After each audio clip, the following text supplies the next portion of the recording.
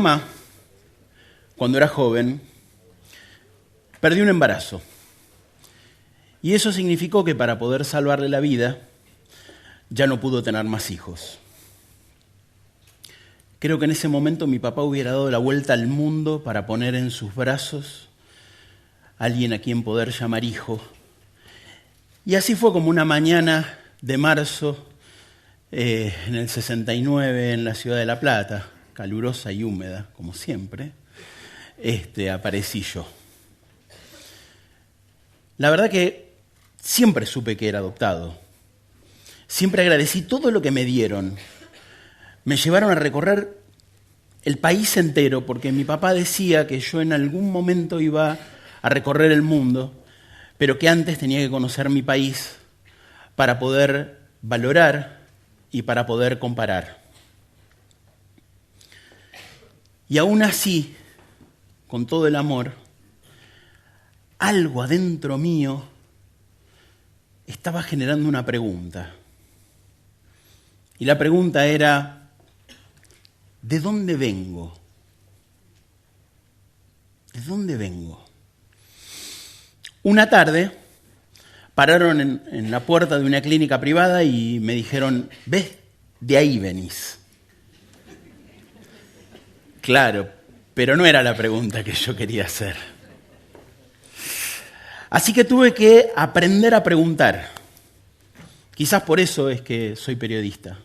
En algún momento la pregunta surgió porque yo necesitaba saber por qué mi piel era de un color distinto al de mis papás, por qué mi pelo era diferente, por qué dibujaba con mi mano izquierda. Entonces un día pregunté por mi mamá biológica. Creo que mis papás estaban aterrados. Y entonces hicieron lo mejor que pudieron, y es permitirme darme la libertad para que buscara. Ahí aprendí algo que aún hoy conservo como periodista. Tener la libertad para preguntar no quiere decir que uno obtenga ni una sola respuesta. Pasó mucho tiempo hasta que logré hacer la pregunta adecuada y me llevara a la primera pista que me acercaba a conocer a mi mamá biológica. Y esa primera pregunta llevó a la primera respuesta, que fue que la enfermera que tenía todos los archivos de los padres biológicos con los padres adoptantes con los chicos había muerto en un incendio durante la dictadura militar. Así que mi pregunta terminó con mi camino de búsqueda. Lo cual no está mal, porque cuando uno no tiene más respuestas, lo que empieza es el mundo de los mitos. Los mitos es darle una respuesta improbable, quizás, o mágica, a algo que uno no puede responder. Y esto me daba un montón de posibilidades. Por ejemplo, si yo llegaba a la meta, quizás bajara Zeus y me permitiera ingresar al Olimpo. Nadie decía de que yo no podía ser un hijo de él. Me miraba cada tanto el dedo, pensando que podía encenderse y entonces podría ser un extraterrestre. Kriptonita no encontré. Aunque secretamente yo estaba esperando que viniera un hombre con barba y una espada láser, o al menos un señor vestido de oscuro diciéndome, soy tu padre. Pero no pasó. Así que lo que suele suceder cuando uno no encuentra respuestas y cuando uno no se puede dar respuestas, es a veces dejar que la vida pase y decidí generar mis propios mitos. Y como yo no creo en la palabra imposible, para mí la palabra imposible es un mito, entonces lo que hice fue llegar a esos lugares que para muchos de ustedes pueden parecer imposibles. Y así fue como empecé a trabajar para Marvel, para DC, para Disney, para Warner, haciendo un montón de cosas desde la ciudad de La Plata. Y entonces la vida se encarga en algún momento de recordarnos que nuestra búsqueda no terminó. Entonces me pasó algo que no lo voy a olvidar jamás, y fue verme por primera vez en los ojos de otra persona, cuando nació mi hijo. Y yo sabía que no le podía dar un árbol genealógico biológico, pero sí le podía dar algo. Sí le podía dar algo que yo había aprendido con esos viajes alrededor del país y que tenía que ver con mis raíces. Yo le podía dar a mi hijo mis raíces, pero no cualquier raíz. Yo quería darle la raíz de los mitos. Porque yo había recorrido el mundo y había escuchado muchas veces acerca de hadas, duendes y seres fantásticos que viven en distintos lugares de la tierra, pero acá parecía que no. ¿Vieron que parece que acá en realidad todo empezó con la llegada de los españoles? Todo parece eso. Pero decidí en algún momento que iba a hacer esa búsqueda y entonces con un contrato con una editorial me embarqué en una búsqueda de nuestros mitos. Lo bueno es que no estaban incendiados. Había algo que susurraba, que había manos apretadas diciendo que no querían hablar, que no querían contar otra vez su historia para que fuera tergiversada. Así que tuve que aprender a preguntar, de nuevo tuve que aprender a preguntar. Este sombrero es parecido a otro sombrero, porque si bien no es mi papá, pero Indiana Jones siempre fue para mí la persona indicada para marcarme cuál era el camino de aquel que busca. Y pasó algo increíble. En Tilcara, haciendo preguntas, dos mujeres colla, detrás mío, seguramente me señalaban y decían, ¿ves? Ese es el cazador de duendes. Y entonces fue cuando dije, estoy en el lugar correcto, estoy haciendo lo que necesito hacer en la vida, es acá.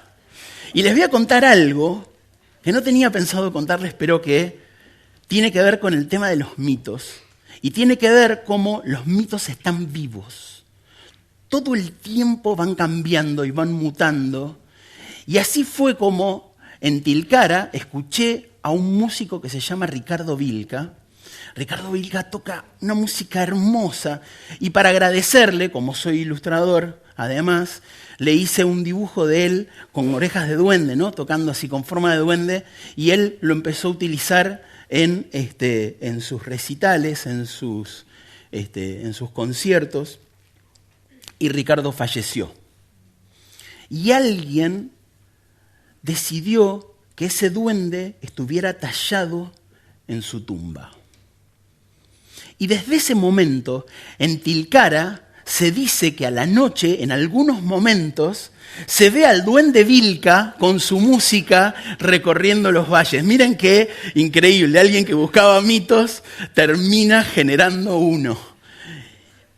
Pero en realidad, ese susurro todavía estaba, esas historias que yo quería escuchar estaban ahí porque se lo debía a mis hijos que iban a empezar a aparecer después, pero yo quería contarles esas historias de antes de la llegada de los españoles.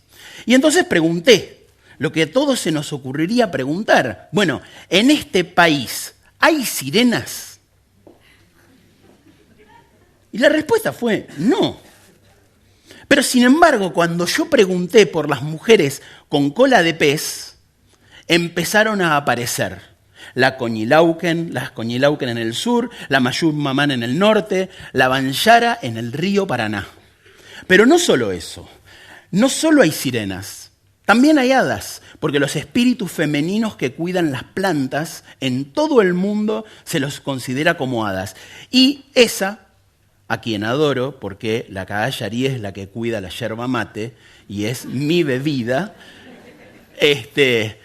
ella es un hada originalmente. Y no solamente tenemos hadas, también tenemos duendes. Y un montón.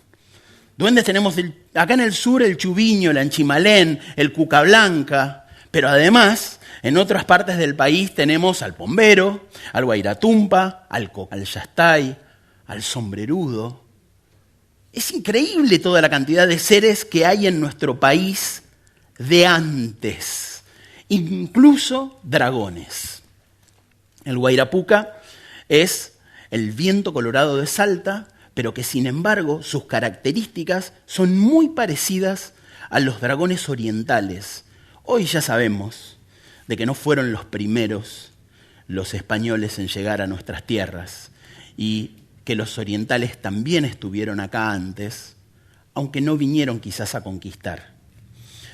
Pero también tenemos otros seres, y aunque les parezca mentira, acá también tenemos unicornios, con forma de ciervo, El pudú pudú se llama ese ciervo, y en algunos casos se convierte en este camahueto, o el cahuacahua, que es un troll, pero con la particularidad increíble de que es tan liviano que va por arriba de los árboles, o seres tan fantásticos y únicos como el furfugüe, que es el pez de plata y que levanta las polvaredas para que los antiguos habitantes pudieran escapar del asedio de los españoles. Encontré un montón de historias antes. Y entonces me di cuenta en algún momento de que mis papás, sin proponérselo, me habían colonizado. Porque yo no sé quién era antes, pero seguramente hay un antes y está muy adentro mío. Y quizás aparezca en el color de mi piel, en mi pelo, en mi mano izquierda. Pero también me di cuenta de otra cosa, que en nuestro país los mitos también existen y que como en todo el mundo, hadas, duendes y dragones nos hacen como un enorme globo pequeño donde estamos todos unidos. Pero también tenemos que acordarnos de que tenemos una forma nosotros también única de ver a estos seres. Esa forma única que todavía susurran los ancianos en cada región del país. Y es importante que no nos olvidemos y que escuchemos esas historias, porque todavía están ahí. Yo aprendí algo en todo este camino. El español es un idioma maravilloso. Y vieron que tiene un montón de diferencias. Sin embargo, hay un verbo que es yo creo, que sirve para dos verbos en un momento. Yo creo de creer, yo creo de crear. Y yo creo que en este viaje encontré la posibilidad de ser yo el que adopte a mi mamá. Y mi mamá es la Pachamama, esa tierra que nos sustenta y que nos está pidiendo en algún momento que la escuchemos, porque tiene todavía historias para contar. Muchas gracias.